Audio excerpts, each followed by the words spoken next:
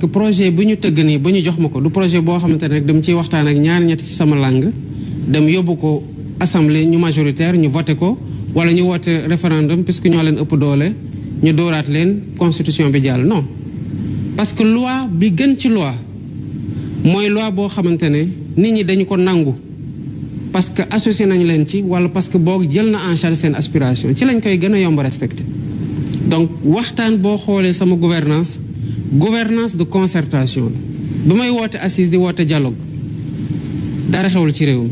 parce que je crois aux vertus du dialogue en temps de paix fii nag liñ fi xamoon mooy dañuy créer problème yu rëy di woote dialogue wala sax yenn saa yi bu ñuy dialogue fekk na am na ku ñu kambal ba pare man nekkuma ci loolu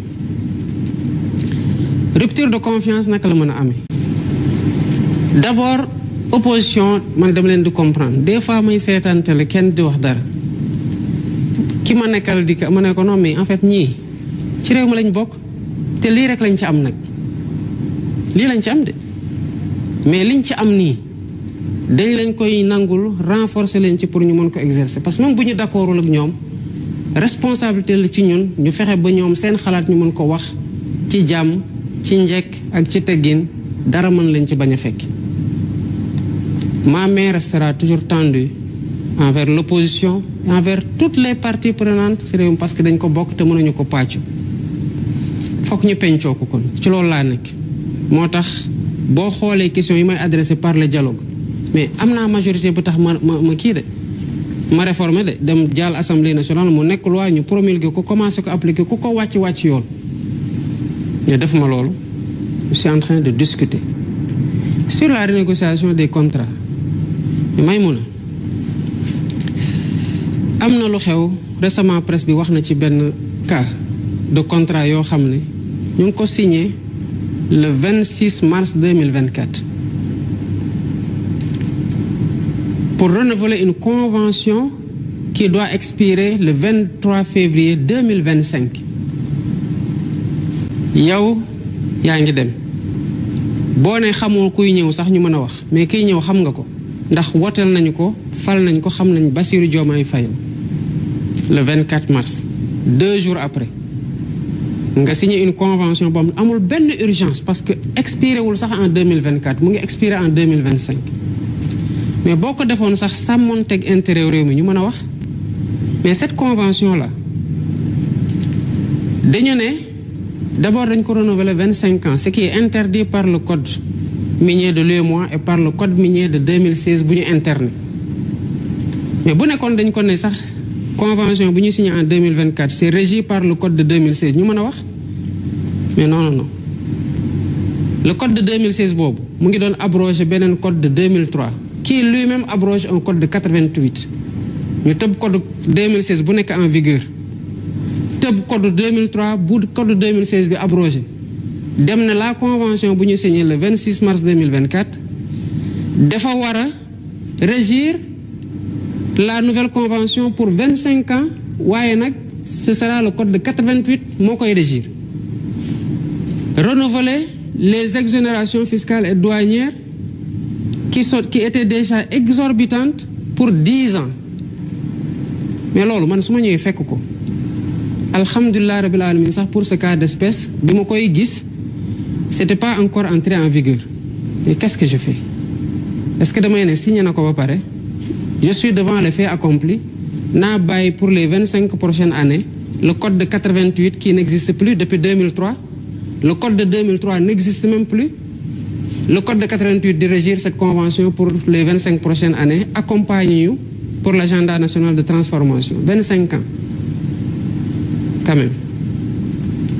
j'ai appelé la personne ma ne ko yow xam nga lii ki ko def xam na ne du yoon parce que code minier Sénégal lii la wax code minier UEMOA lii la wax yow mi ñu ko defal xam nga ne du yoon man mii mu mi fekk dama am responsabilité veiller ci intérêt état ak ci liy yoon ci réew mi di ak yoonal xam naa ne du yoon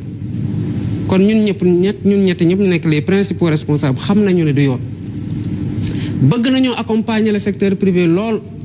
waaye ci orthodoxie lay nekk donc kon sa convention bi damay retirer le décret retirer le renouvellement des exonérations puisque bëgguñu nag sa activité arrêté dañ la defal autorisation exceptionnelle nga continuer le temps que ñu waxtaan mais forcé wuñ ko dara te ngi waxtaan heurteluñ ko ci dara ñu ngi waxtaan mais waxtaan boobu nag à la fin fokk Sénégal gis ci boppam te fokk une convention qui sera signée en 2025 soit régie par le code en vigueur du ñu dem ba 88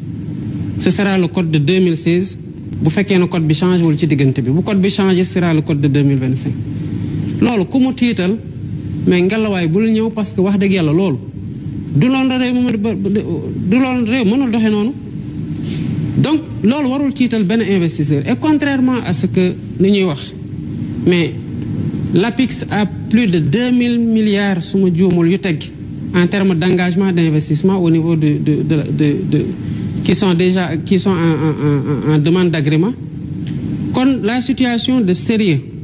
de transparence, de lutte contre la corruption et de claire vision des autorités que nous sommes rassure aussi le monde des investisseurs. Contrairement à ce que beaucoup de personnes disent. Maintenant, kuy dem ci réew tàmmoon boo fa demee jaar ci corruption jaar ci manque de patriotisme ak de loyauté vis-à-vis du pays yi fa autorités yi fi nekkoon pour di pomper di muucu askan wi loolu moo tax nga dem ci réew bul ñëw Sénégal parce que loolu amatu fi mu des nag li mën a rebuter ay investisseur mooy corruption man de xanaa lu ma xamul moo tax je fais voter une loi pour la protection des lanceurs d'alerte parce que foog sénégalais yi xam ne dërëm bu dugg ci gafak ak réew mi ñun ñëpp a ko bokk ak ku ko mënti dugal ci biir gafak réew mi et que ku nekk sentinelle pour la bonne gouvernance ba pare état téye sa kaaraange corruption bi ñun ñëpp ci war a dugal suñu loxo xeex ko parce que benn réew mënul développer dans un contexte de corruption endémique te bëri na Sénégal waaye lu ma ci xam bu dee ku ñu war a relever la ci saa si nañu la relever te alhamdulilah ba corps de contrôle yaa ngi fi di def liggéey bu mucc ayib ni ñuy defee audit ci contrat yi ci période yu weesu plutôt ci structure yi rapport yi fii Cour des comptes saa yu fa defatee rapport comme ni ngeen ko gisee ñëpp ci teg seen bët OFNAC bu defee ñëpp dinañ ci teg seen bët beneen corps de contrôle bu defee tamit ñëpp dinañ ci teg seen bët léegi nag il appartiendra aux Sénégalais de mettre la pression qu'il faut sur la justice pour que mu def liggéeyam.